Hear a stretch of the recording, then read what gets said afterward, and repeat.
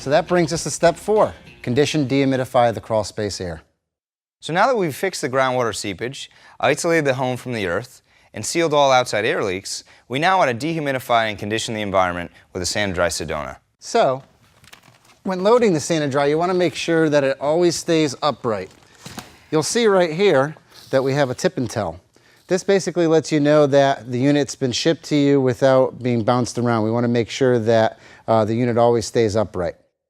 So, a very important note to add is that on the bottom of the Sand-Dry Sedona, you'll notice that there is an orange handled shipping bolt.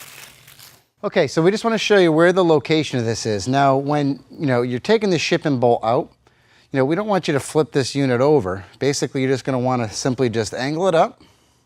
Go ahead and hold it up just like so, and you'll find it right here if you could see that. And then I'm literally just going to go ahead and loosen that shipping bolt.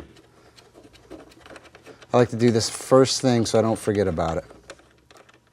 We added the shipping bolt to prevent vibration in transit, but it's important to take it out as to not have more vibration or possibly damage the unit once it's turned on. Okay. So in the box you'll find this package which has a warranty registration card. And here you can find the serial information, and customers can go to sedonawarranty.com to properly register their unit for warranty.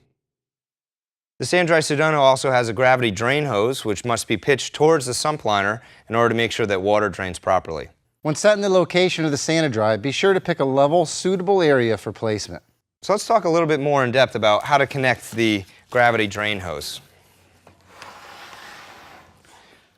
Okay, so you can see right over here, we have our drainage nipple here, and it is made out of PVC. So, you want to be very careful when installing this drainage hose that you don't over tighten the clamp. Commonly, you'll see that a lot of people at the end of the drainage hose will cut the hose on a 45 like this.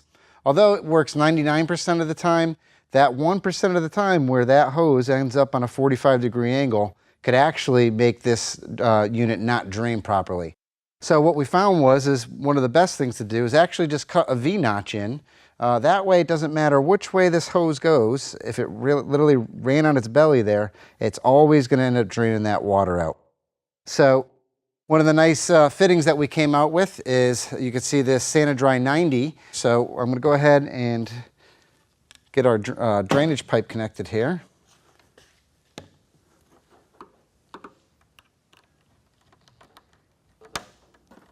There's multiple feet of drainage hose that comes with every new Sedona unit, and you don't have to use it all.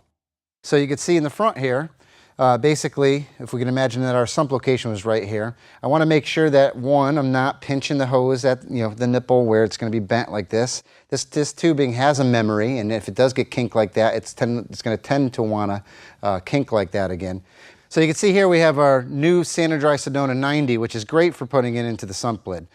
So I have my 4-inch piece here, and as you can see in the top I have a hose clamp, and obviously I would be putting one on here too, so I'm just going to go ahead and slide that on there like so. And the intent here is to make sure that with this 4-inch piece here that it's going to stay higher than the highest float switch inside the basin to make sure that this hose never gets bound up in any of the float assemblies. We also have here the Sand-Dry Sedona stand, which can be used to elevate the unit off the floor. And just want to note, there are 2 pre-drilled holes here. If you're going to be using a condensate pump, you should be ordering the condensate pump kit for the Sand-Dry Sedona. We're also going to recommend that each one of these units has a dedicated 15-amp circuit specifically for the unit. It's amazing the difference when you go from a dark, dank, unusable dirt crawl space to a clean, dry, usable storage space. So, we hope that this video was informative and helpful. And now you know the 4 steps to fix a dirt crawl space.